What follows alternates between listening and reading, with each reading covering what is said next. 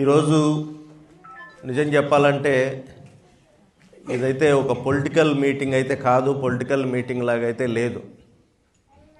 ఎందుకంటే ఇందాకనే చెప్పినట్టుగా ప్రతి ఒక్కరూ వాళ్ళ వాళ్ళ ఫ్యామిలీస్తో పిల్లలతో సహా ఇక్కడికి వచ్చి ఒక పండుగ వాతావరణం క్రియేట్ చేశారు.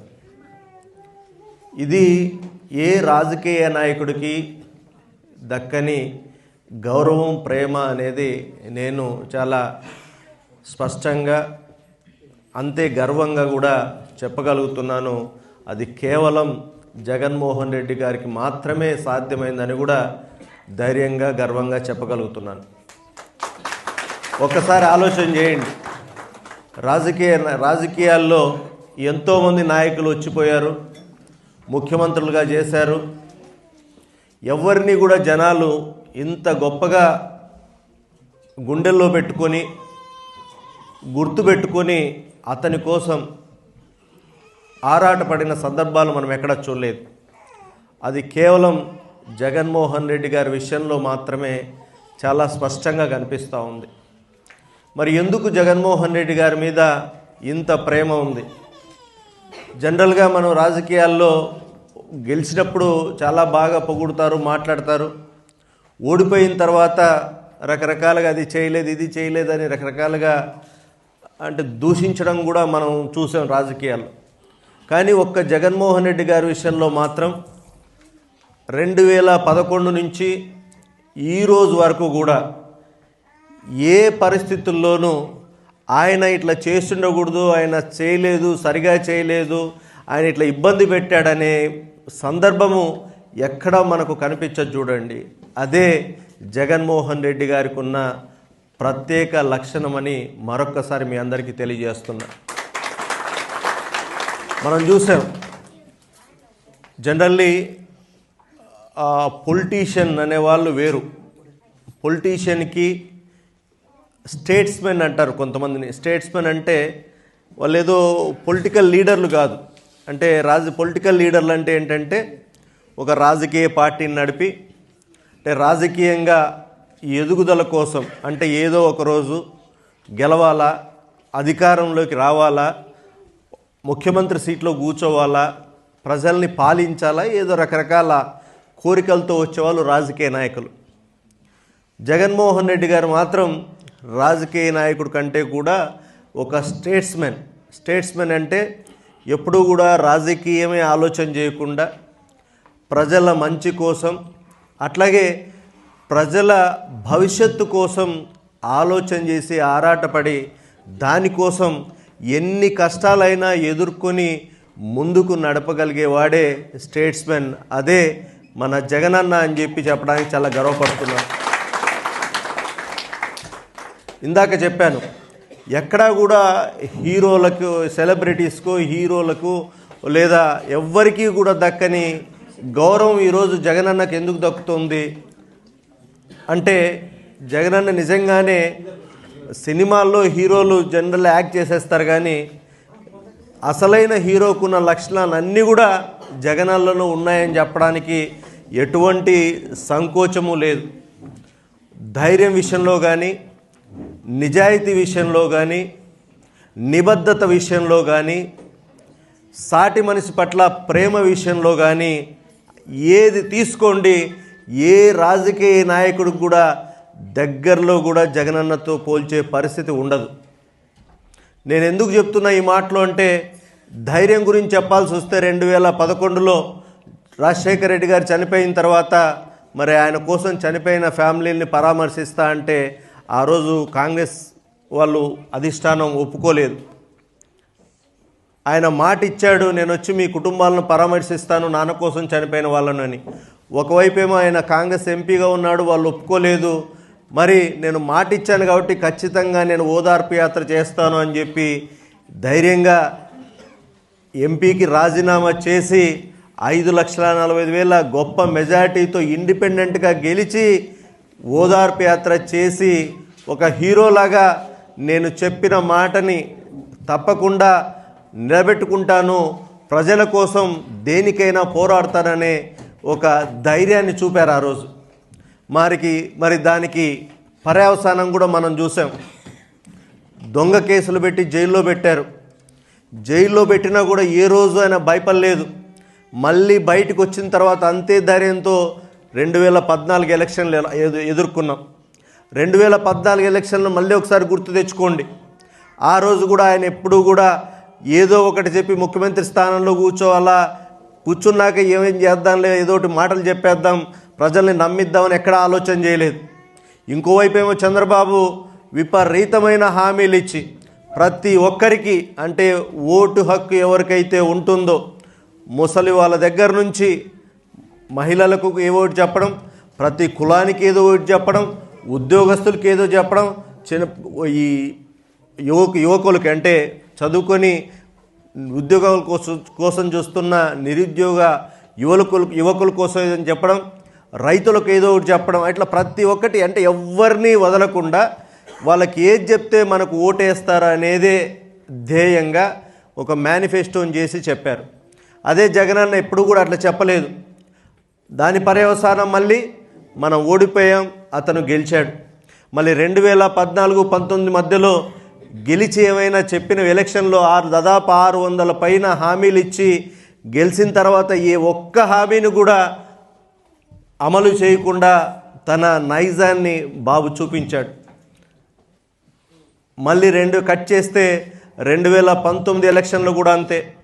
ఆయన విపరీతమైన హామీలు ఒకవైపు ఇచ్చేశాడు. జగనన్న మాత్రం మళ్ళీ అంతే నిజాయితీతో. అందుకే ఇందాకనే చెప్పా, జగనన్నకున్న రేర్ క్వాలిటీస్లో నిజాయితీ. ఎక్కడా కూడా ఆయన మళ్ళీ ఎట్లో గట్ల నేను ముఖ్యమంత్రి అయిపోవాలా, ఇప్పటికే 7-8 ఏళ్ళైంది రోడ్ల మీద ఉన్నాం, ఏమైపోతుందని ఎప్పుడూ భయపడలేదు, ఆలోచన చేయలేదు. మళ్ళీ 2019 ఎలక్షన్లో కూడా ఒకవైపు వాళ్ళు విపరీతమైన హామీలు ఇచ్చిన ఈయన మాత్రం తన చేయగలిగేటివి మాత్రమే ఖచ్చితంగా లెక్కాచారాలు చూసుకొని ఈ పథకం అమలు చేయాలంటే ఎంత ఖర్చు అవుతుంది, మన దగ్గర బడ్జెట్ ఎంత ఉంటుంది, ఏంటి, ఇది చేయగలమా లేదా అని ప్రతి చిన్న విషయాన్ని కూడా ఆలోచన చేసి అది చేయగలం అంటేనే చెప్పారు. ముఖ్యమంత్రి అయిన తర్వాత తన చెప్పినవన్నీ కూడా ఆయన 100% చేసి చూపించారు. చేయని కూడా చేసి చూపించారు. అందుకే ఈరోజు ఎక్కడ ఓడిపోయిన తర్వాత కూడా జగన్మోహన్ రెడ్డి ఇది సరిగా చేయలేదు, లేదంటే వీళ్ళకి అన్యాయం చేసినాడు, ఈయన అట్లా చేయలేదు అని ఎక్కడా కూడా ఈరోజు పల్లెటూర్లలో కానీ మీరు ఎవరినైనా అడగండి, ఈ రోజుకు ఆయన గొప్ప మహానుభావుడు, రాజకీయాల్లో అట్లాంటి వాళ్ళు దేవుళ్లాగా ఎవరు లేరు అని చెప్పి పేదవాళ్ళు ప్రతి ఒక్కరూ మాట్లాడుకుంటున్నారు. మరి ఇంకోవైపు ఏమో ఇందాక చెప్పాను, అసలైన పొలిటీషియన్కి స్టేట్స్మెన్కి ఉన్న తేడా. చంద్రబాబు నాయుడు అయినవాడు ఒక పొలిటీషియన్, అంటే రాజకీయాల కోసం, అధికారం కోసం ఏ అబద్ధానికి చెప్పడానే వెనకాడ్డు. అదే జగనన్న ఎప్పుడూ కూడా అట్లా చేయలేదు. ఆయన ఒకవైపు ఏమో చంద్రబాబు నాయుడు మీకు గుర్తుంటే ఉంటుంది, అంటే వీళ్ళు ఈ ఎల్లో మీడియాతో వాళ్ళు ఎట్లా క్రియేట్ చేస్తారంటే విజను అంటే చంద్రబాబు గుర్తు వచ్చేటట్టు అందరినీ తయారు చేసేస్తారు. అదొక మైకంలాగా ఏదో రకంగా ఎక్కించే ప్రయత్నం చేస్తారు. విజన్ అంటే మనకు గుర్తొచ్చేది ఆ రోజు విజన్ 2020 అని ఒక డాక్యుమెంట్ రిలీజ్ చేశాడు చంద్రబాబు. మళ్ళీ ఈ మధ్య కాలంలో మళ్ళీ విజన్ 2045 అన్నాడు. అంటే ఎప్పుడూ కూడా ఏదో 20 ఏళ్ళకు 50 ఏళ్ళకు ఇది నేనేదో చేస్తానని చెప్పి పేపర్ మీద రాయడం, దాన్ని రిలీజ్ చేయడం, దాని మీద డబ్బాలు కొట్టించుకోవడం వీళ్ళకి అలవాటు అయిపోయింది. నేనేం దాన్ని తప్పు పట్టట్లా, కానీ మీరు దాంట్లో ఉన్నది ఎంత మాత్రం మీరు మనస్ఫూర్తిగా చిత్తశుద్ధితో చేస్తున్నారనేది నేను క్వశ్చన్ చేస్తున్నా. ఎప్పుడూ చేయలేదు. విజనరీ అంటే అది కాదు, ఏదో విజన్ అనే డాక్యుమెంటు అంటే పేపర్ మీద ఏవో కొంతమందికి డబ్బులు ఇచ్చి రాపిచ్చేసి అదే విజన్ అంటే అది కాదు. విజనరీ అంటే, అసలైన విజనరీ అంటే జగనన్న. అసలైన విజనరీ అంటే ఏంటి? పేద ప్రజల్ని, వాళ్ళ బతుకుల్ని బాగు చేయాలనుకోవడం. దానికి చదువు ఒక్కటే మార్గం అని ఆయన మనసావాచ నమ్మినాడు. కాబట్టే స్కూళ్ళల్లో నాడు నేడు దగ్గర నుంచి ఇంగ్లీష్ మీడియం కావచ్చు, డిజిటల్ ఎడ్యుకేషన్ కావచ్చు, మధ్యాహ్న భోజనం పథకం కావచ్చు, ఇంజనీరింగ్ మెడిసిన్ వాళ్ళకి ఫుల్ ఫీజు రియంబర్స్మెంట్ కావచ్చు, హాస్టల్లో వసతి ఖర్చులకు వసతి దీవెన కావచ్చు, ఇట్లా ప్రతి ఒక్కటి కూడా క్వాలిటీ ఎడ్యుకేషను ఫ్రీగా అందరికీ అందుబాటులో ఉండేలా చేశారు. ఇంకోవైపు హెల్త్ విషయంలో, అంటే పేదవాళ్ళు జనరల్లీ ఇబ్బంది పడేది హెల్త్ ఎడ్యుకేషన్ విషయంలో. సో ఎడ్యుకేషన్ ఈ రకంగా తన బాధ్యతలాగా తీసుకున్నాడు. ఒక ఇంటి పెద్దలాగా తన ఇంట్లో పిల్లలకి ఎంత మంచి ఎడ్యుకేషన్ తను ఇవ్వాలనుకున్నాడో రాష్ట్రంలో ఉన్న ప్రతి చిన్న పిల్లలకు అదే ఎడ్యుకేషన్ ఇచ్చాడు ఆయన. సేమ్ వైద్యం విషయంలో కూడా మనకు హెల్త్ బాగాలేకపోతే మనం ఎక్కడికి పోయి చూయించుకుంటాం డబ్బు ఉన్న వాళ్ళు అనేది ఆలోచన చేసి, లేని వాళ్ళకు కూడా మళ్ళీ ఇక్కడ కూడా ఒక ఇంటి పెద్దలాగా ఆలోచన చేసి, ఇంట్లో ఎవరికైనా బాగాలేకపోతే ఇబ్బంది పడకుండా కార్పొరేట్ హాస్పిటల్స్కి పోయి ఫ్రీగా మరి హెల్త్ చూయించుకునే పరిస్థితిని తెచ్చారు. ఇది ఆరోగ్యశ్రీ రాజశేఖర రెడ్డి గారు ప్రవేశపెట్టినప్పటికీ మరి అందులో ఇంకా ఇవి చేర్చాడు ఆయన. చాలా ఈ మెడికల్ ప్రొసీజర్స్ చేర్చారు. అట్లాగే జగనన్న ఎంపతి అంటే ఒక పేదవాడి మీద ఉన్న ఆయన మనసు పెట్టి ఎట్లా పనిచేస్తాడనేది ఇది ఎగ్జాంపుల్. ఆరోగ్యశ్రీలో ముందు ఎప్పుడు కూడా కేవలం అంటే ఒక ఏదైనా బాగాలేకపోతే లేదంటే ఏదైనా ఆపరేషన్ చేయించుకుంటే హాస్పిటల్కి వెళ్తే ఫ్రీగా చేసి ఇంటికి పంపించేవాళ్ళు. కానీ జగనన్న వచ్చిన తర్వాత ఆరోగ్యశ్రీలో ఆపరేషన్ చేయించుకొని ఆ ఇంటి యజమాని ఒకవేళ 2 నెలల్లో 3 నెలల్లో రెస్ట్ తీసుకోవాల్సి వస్తే ఆ రెస్ట్ తీసుకునే టైంలో కూడా నెలకు 5,000 రూపాయలు డబ్బులు ఇచ్చి మరీ సాయం చేశాడు.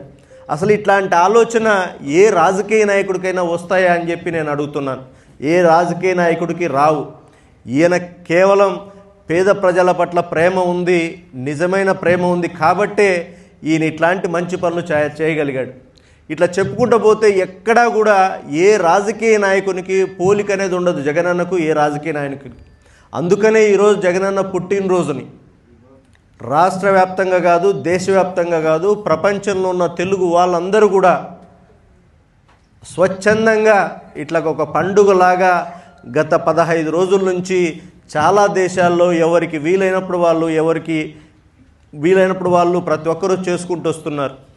నేను ఈ మధ్య కాలంలోనే లండన్లో అటెండ్ అయ్యాను, ఐర్లాండ్లో అటెండ్ అయ్యాను.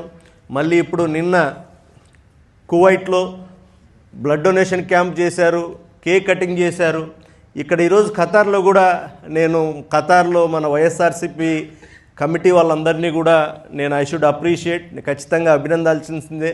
ఇక్కడ కూడా ఇంత పరిస్థితుల్లో ఇంత స్ట్రిక్ట్గా అన్ని రూల్స్ అవి ఉన్నా మళ్ళీ బ్లడ్ డొనేషన్ క్యాంపులు కూడా పెట్టింది. గత వారం రోజులుగా ఎవరికి వీలైతే వాళ్ళని తీసుకెళ్ళి బ్లడ్ డొనేషన్ చేసే కార్యక్రమం కూడా గత వారం రోజులు జరిపారు. నిజంగానే జగనన్న అడుగుజాడల్లో నడిచి తనకు నచ్చినట్టుగా ఆయన జన్మదినాన్ని చేసే క్రమంలోనే మరి ఈరోజు మనమంతా ఉండమని చెప్పడానికి చాలా గర్వపడుతున్నాను, సంతోషపడుతున్నాను. మరి ఇట్లాంటి సందర్భంలో ఈరోజు మనం ఓడిపోయినచ్చు, కానీ ప్రజల్లో విపరీతమైన వ్యతిరేకత క్లియర్గా తెలుస్తోంది. ఇందాక చెప్పాను, ఒక హెల్త్ విషయంలో జగనన్న అన్ని చేస్తే ప్రతి గ్రామంలో ఈరోజు మీరు ఊర్లోకి వెళ్ళుంటారు చాలామంది, వైఎస్ఆర్ హెల్త్ క్లినిక్ కనిపిస్తుంది. అంటే వాటితో పాటుగా ఎలాగూ మరి గ్రామ సచివాలయాలు వచ్చాయి, ఆర్బీకేలు వచ్చాయి, డిజిటల్ లైబ్రరీలు వచ్చాయి, హెల్త్ క్లినిక్లు కూడా వచ్చాయి. మరి ఆ హెల్త్ క్లినిక్ అనుసంధానంగా మళ్ళీ ప్రతి మండలంలో 2 ప్రైమరీ హెల్త్ కేర్ సెంటర్లను పిహెచ్సిలను చేశాం. మళ్ళీ ప్రతి నియోజకవర్గానికి ఒక సిహెచ్సి కమ్యూనిటీ హెల్త్ సెంటర్ని దాన్ని కూడా డెవలప్ చేశాం. అంటే బెడ్స్ పెంచి డాక్టర్లను పెంచి చేశాం.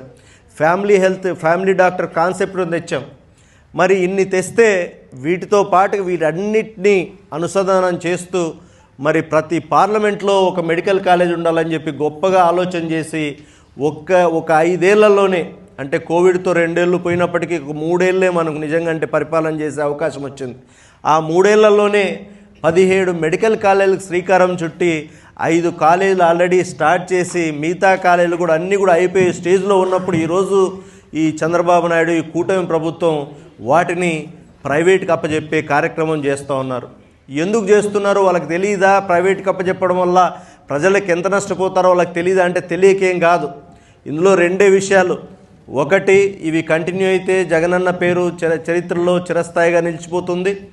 రెండవది, ఇప్పుడు వీళ్ళు అమ్ముకొని దాంట్లో డబ్బులు చేసుకునే మార్గాన్ని వెతుక్కున్నారు కాబట్టే ఈ ఆలోచన చేస్తున్నారు.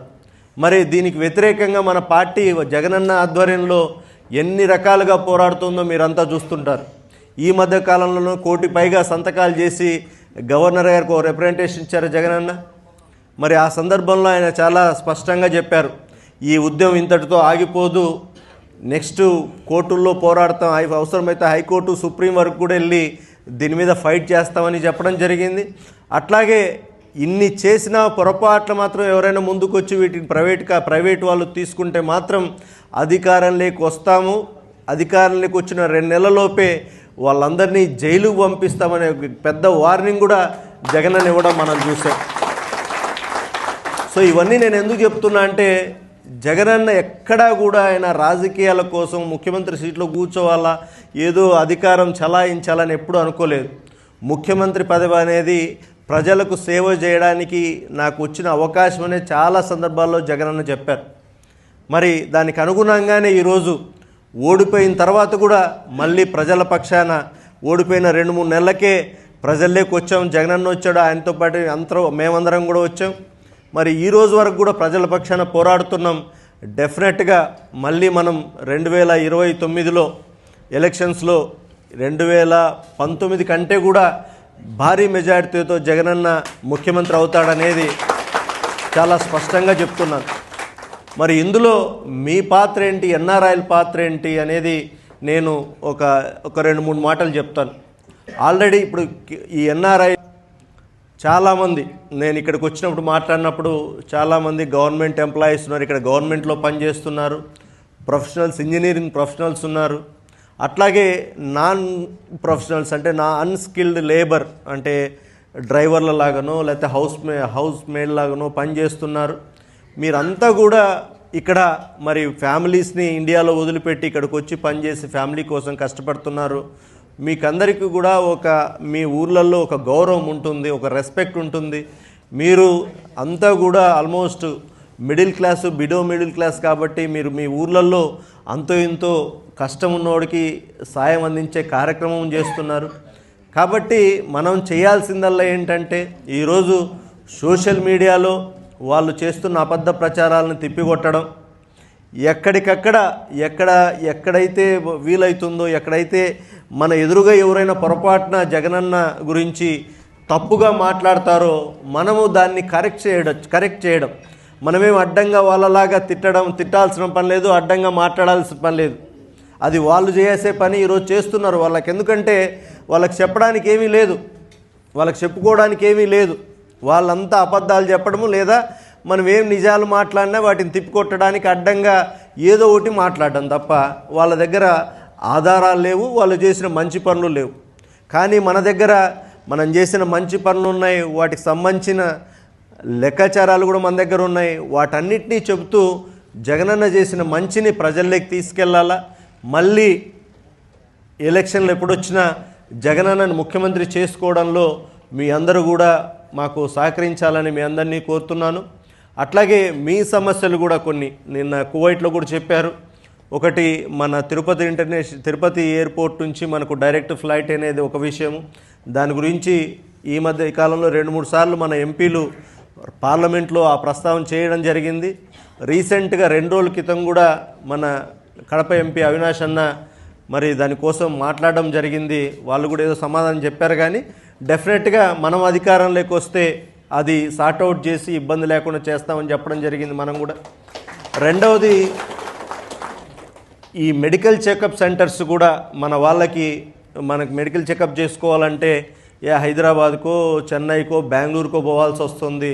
మన రాష్ట్రంలో మన దగ్గర కూడా ఒక మెడికల్ సెంటర్ ఏర్పాటు చేయాలని చెప్పడం జరిగింది. ఇది చాలా చిన్న విషయం, మరి ఎందుకు జరగలేదో నాకు తెలియదు. కానీ ఇప్పుడు కూడా వాళ్ళు చేయరు. బట్ డెఫినెట్గా నేను చెప్తున్నాను, మనం అధికారంలోకి వస్తాం. వచ్చిన 6 నెలల్లోనే ఆ మెడికల్ చెకప్ సెంటర్ని ఖచ్చితంగా జగనన్నకు చెప్పి మరి మీ జగనన్న దృష్టికి తీసుకెళ్ళి అది చేయించే కార్యక్రమం చేస్తానని మాటిస్తున్నాను. అట్లాగే